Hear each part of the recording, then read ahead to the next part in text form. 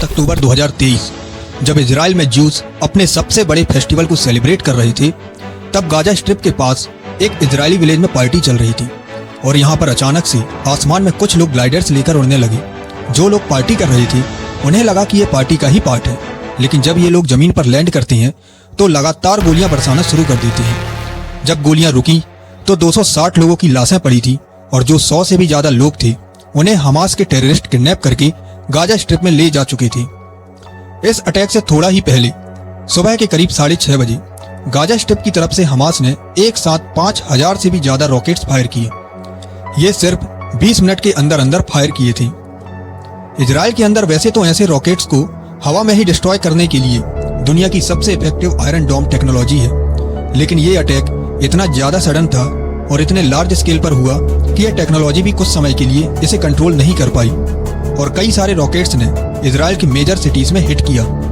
Israel के अंदर पिछले 50 सालों में यह सबसे बड़ा हमला हो रहा था। हमास के मिलिट्री कमांडर ने इस ऑपरेशन को अल अक्सा स्टॉर्म का नाम दिया क्योंकि ये सब कुछ एक त्योहार के दिन हुआ।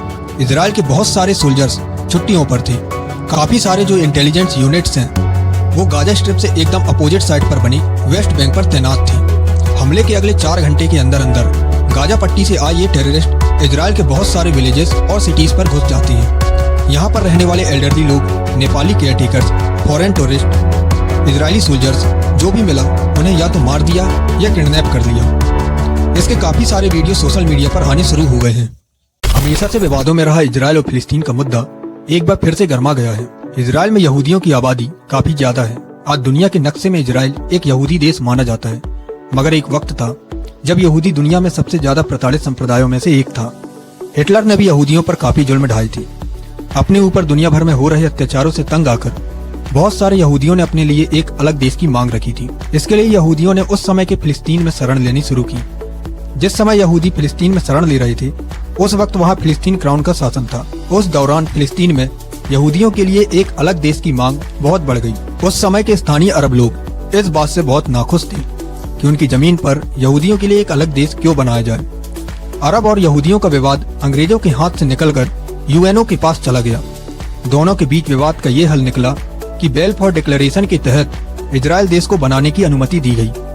14 फरवरी 1948 को इजराइल विश्व के नक्शे पर अस्तित्व में आ गया, जहां 48% भाग फिलिस्तीन को दिया गया और 44% भाग नए बने इजराइल के हिस्से में आया, जबकि 8% जेरूसलम का हिस्सा यूएनओ ने अपने कंट्रोल पर रखा। मगर जेरूसलम को लेकर अरब लोगों ने विवाद छेड़ दिया।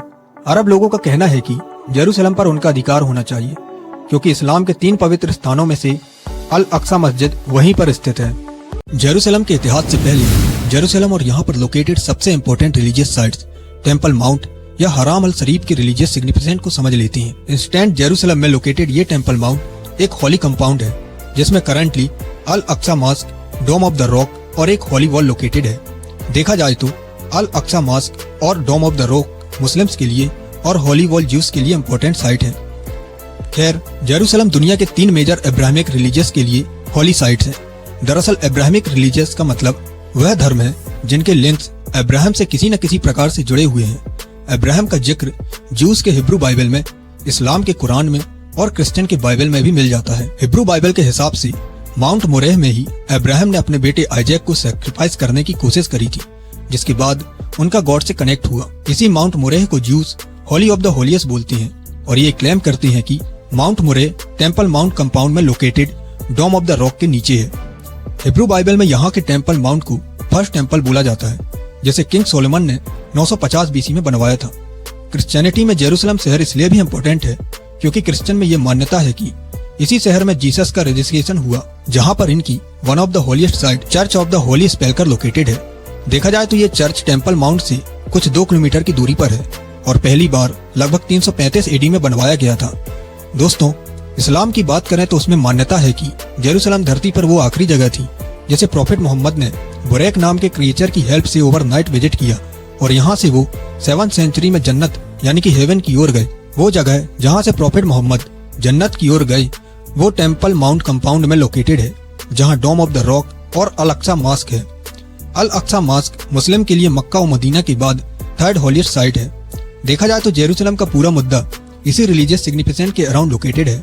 हजारों सालों का डिस्क्रिप्शन और रिक्रिएशन के बाद इस टेम्पल माउंट में जो कुछ बचा उसी के ओनरशिप को लेकर विवाद है। 1000 BC में किंग डेविड ने जेरूसलम को कैप्चर किया और उसको ज्यूइश किंगडम का पहला कैपिटल बनाया। हिब्रू बाइबल किंग डेविड के इन ग्रेट अचीवमेंट के बारे में बताता है, जिसमें उन्हें इजरायली ट्राइब्स को यूनाइट करने और इजराइल में सबसे important artefact the Ark of the Covenant को इजिप्ट से जेरूसलम लाने का क्रेडिट दिया जाता है। The Ark of the Covenant एक गोल्ड बॉक्स है जिसके बारे में मान्यता है कि गॉड के द्वारा मोजेस को दिए गए 2 प्लेट हैं जिनमें 10 कमांडमेंट्स लिखे हैं। इस आर्क को रखने के लिए डेविड के बेटे सोलोमन ने फर्स्ट टेम्पल बनवाया, जिसे हम टेम्पल माउंट के नाम से जानते हैं। इस टेम्पल को 586 या 587 BC बेबीलोन नेबूकदनेस्सर सेकंड ने डिस्ट्रॉय कर दिया। इसके बाद इस टेम्पल को बाद में ज्यूज ने 516 BC में दोबारा से बनवाया, जिसे सेकंड टेम्पल बोला गया। लेकिन आर्क ऑफ द कोवेनेंट यहाँ से गायब हो गया था। 516 BC से 70 AD तक ये टेम्पल रहा, लेकिन 70 AD में जब जेरूसलम रोमन वॉर शुरू हो गई और इस टेम्पल को फिर से डिस्ट्रॉय कर दिया गया। जूडाइज्म में आज भी ये मान्यता है कि यहीं पर थर्ड और फाइनल टेम्पल बनाया जाएगा जब उनकी मूसे फिर से धरती पर जन्म लेंगी। 1st सेंचुरी से 7th सेंचुरी तक इस एरा में रोमन एम्पायर के कंट्रोल के चलते क्रिश्चियनिटी काफी तेजी से फैली और धीरे धीरे यहाँ का मेन रिलीजन बन गया। रोमन एम्परर कंस्टेंटाइन द ग्रेट को यहाँ पर क्रिश्चियनिटी का क्रेडिट दिया जाता है। कंस्टेंटाइन ने यहाँ पर चर्च ऑफ द होली सेपल्कर को भी 336 AD में कंस्ट्रक्ट करवाया था। 610 AD में सैसेनिड एम्पायर ने बिजेंटाइन एम्पायर या ईस्टर्न रोमन एम्पायर को खदेड़ दिया। इसके बाद यहाँ पर फिर से सदियों बाद ज्यूस कंट्रोल एस्टेब्लिश हुआ, जिसे सैसेनिड ज्यूस कॉमनवेल्थ बोला जाता था। 637 AD में अरब्स ने जेरूसलम पर कब्जा कर लिया और फिर शुरू हुआ जेरूसलम में इस्लाम का रूल। रिकॉर्ड के हिसाब से रशीदुन उमर ने यहाँ की अल अक्सा मास्क का कंस्ट्रक्शन स्टार्ट किया था, जिसको फिनिश बाद में उम्मयाद केलेब अल वालिद ने किया। फिर 691 AD में टेम्पल माउंट का सबसे इम्पोर्टेंट स्ट्रक्चर बनवाया, जिसको हम डोम ऑफ द रॉक कहते हैं। इसको अब्दाल मलिक ने बनवाया था और इस डोम का गोल्डन कलर 1920 में ऐड किया गया था। अरब कंट्रोल के बाद टेम्पल माउंट को हरम अल शरीफ बोला जाने लगा। इसके बाद क्रूसेड्स का दौर शुरू होता है, जिसका मतलब है रिलीजियस वॉर्स। ये वार 1096 से 1291 AD तक चली, जो मेनली मुस्लिम्स और क्रिश्चियंस के बीच हुए। देखा जाए तो क्रूसेड्स 11th सेंचुरी में वेस्टर्न यूरोपियन क्रिश्चियन ने स्टार्ट किए। इसका पर्पस था मुस्लिम के एक्सपेंशन को रोकना, होली लैंड जेरूसलम को कैप्चर करना था और अपनी पुरानी टेरिटरी को रीस्टेब्लिश करना था। 1095 से 1291 AD के बीच कई होली वॉर हुए, जो सीरिया से लेकर स्पेन और फिर बाल्टिक रीजन तक फैल गए। क्रूसेड्स 1291 AD के बाद भी कई सदियों तक चलती रहा, लेकिन 16th सेंचुरी क्रूसेडिज्म के जन्म और चर्च के रिड्यूस पावर की वजह से खत्म हो गए। 1291 AD में क्रिश्चियन को सीरिया रीजन से एक्सपेल कर दिया गया और 11th सेंचुरी के अंत तक थर्ड क्रिश्चियन टेरिटरी मुस्लिम्स ने कैप्चर कर ली, जिसमें फिलिस्तीन, सीरिया, इजिप्ट और एंटोनिया शामिल थी। 14th सेंचुरी में ओटोमन टर्क्स का जन्म हुआ और खुद को एक्सपेंड करते हुए वो बाल्कन्स तक फैल गए। 1516 AD में ओटोमन एम्पायर जेरूसलम को कैप्चर कर लेता है, जिसके रूलर सुलेमान द मैग्निफिसेंट ने जेरूसलम में कई सारे कंस्ट्रक्शन करवाए, जिसमें वो वॉल भी शामिल है जो आज भी ओल्ड सिटी ऑफ जेरूसलम की हिस्ट्री को डिफाइन करती है। मिड 19th सेंचुरी से ओटोमन्स का डिक्लाइन हुआ, तब एक बार फिर जेरूसलम में अराजकता के बादल छा गए, जिनमें हुए चेंजेस से मॉडर्न डे फिलिस्तीन और इजराइल के कॉन्फ्लिक्ट का कारण बनी। वर्ल्ड वॉर 1 में ओटोमन्स का अंत हुआ, जिसके बाद लीग ऑफ नेशंस ने फिलिस्तीन का कंट्रोल ब्रिटिशर्स के हाथों में दे दिया। 1922 में लीग ऑफ नेशन के ज्यूस होमलैंड को सपोर्ट करना। इसके बाद बड़ी संख्या में ज्यूस का एमिग्रेशन स्टार्ट हो गया था। दोस्तों, 20th सेंचुरी जब हिटलर ने ऑर्गेनाइज एंटी सेमेटिज्म को प्रमोट करके लाखों ज्यूस को गैस चैम्बर में झोंक दिया, तो इनके इन्फ्लेशन और होमलैंड की डिमांड जोर पकड़ने लगी। 29 नवंबर 1947 में यूएन पार्टीशन प्लान को अप्रूव कर दिया। अरब देशों के लोग एक नए देश इजराइल के बनने से नाखुश थे। उनका मानना था कि ये ब्रिटिशर्स लोगों का अपने उपनिवेशवाद को जारी रखने का तरीका है। इसके बाद 6 देशों ने मिलकर इजराइल के खिलाफ जंग छेड़ दी। इस जंग को प्रथम इजराइल अरब युद्ध 1948 का नाम दिया गया। ये जंग अपने आप में ही काफी ऐतिहासिक थी, क्योंकि 5 से ज्यादा अरब देश नए बनाए गए देश इजराइल को खत्म करना चाहते थे। उस वक्त यहूदी जो इजराइल में रहते थे, उन्होंने देखा कि कुछ साल पहले तक दुनिया उनके साथ कैसे पेश आ रही थी। उनके लिए ये युद्ध अब अस्तित्व की लड़ाई बन चुका था। यहूदी लोग प्रथम इजराइल अरब युद्ध 1948 में बहुत बहादुरी से लड़ी और 6 अरब देशों को नए नए बने देश इजराइल ने धूल चटा दी थी। साल 1949 में जब ये युद्ध खत्म हुआ तो यूएनओ पार्टीशन प्लान के तहत जो भूभाग फिलिस्तीन के हो गए थे उनमें से कई जगहों पर अब इजराइलियों ने अपना कब्जा जमा लिया था। गाजा पट्टी का भूभाग अब इजिप्ट के पास चला गया और वेस्ट बैंक का हिस्सा जॉर्डन के पास चला गया। इसका मतलब ये हुआ कि स्थानीय फिलिस्तीनियों के पास अब अपनी कोई जगह नहीं बची। 7 लाख फिलिस्तीनियों को अपना घर छोड़ने पर मजबूर होना पड़ा और रिफ्यूजी बनकर अरब देशों में शरण लेनी पड़ी। इस पलायन को 1948 का फिलिस्तीनी पलायन कहा जाता है। साल 1967 में एक बार फिर इजराइल और अरब देशों के बीच 6 दिन की जंग छिड़ी। इसे द्वितीय इजराइल अरब युद्ध कहा गया। इस बार इजराइल का आक्रमण इतना तेज था कि उसने इजिप्ट के कब्जे वाली गाजा पट्टी के साथ साथ इजिप्ट प्रायद्वीप के बड़े बड़े भूभाग पर भी कब्जा कर लिया था। जिस तरह से हमास ने इजराइल पर अटैक किया है, आज से ठीक 50 साल पहले अक्टूबर 1973 में इजिप्ट और सीरिया ने इसी तरह से सरप्राइज अटैक किया था। उसके बाद एक वॉर छिड़ गई थी जिसे योम किपुर वॉर बुलाया जाता है। 7 अक्टूबर से शुरू हुए रिसेंट कॉन्फ्लिक्ट के पीछे एक बड़ी वजह इजराइल के सिक्योरिटी फोर्सेस का अल अक्सा मास्क में वायलेंट एक्शन भी बताया जा रहा है।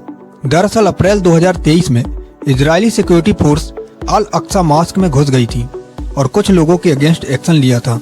फिर इसके बाद इस्लामिक कंट्रीज और फिलिस्तीन ने इसका विरोध किया था। 7 अक्टूबर के अटैक के बाद हमास का कहना है कि उसने अटैक अल अक्सा मास्क के ऑनर के लिए किया है। हमास का पूरा नाम हरकत अल मुक़वाम अल इस्लामिया है।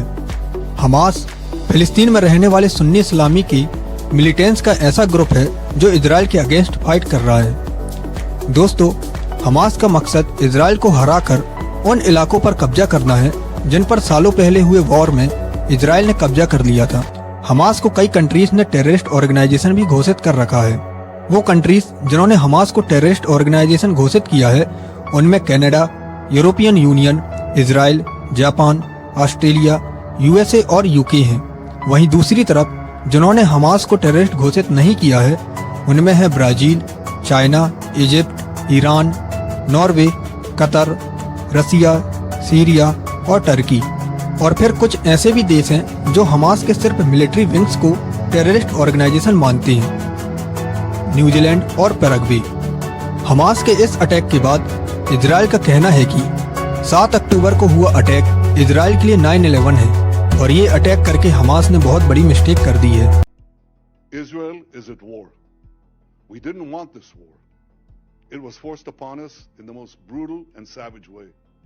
But though Israel didn't start this war, Israel will finish it.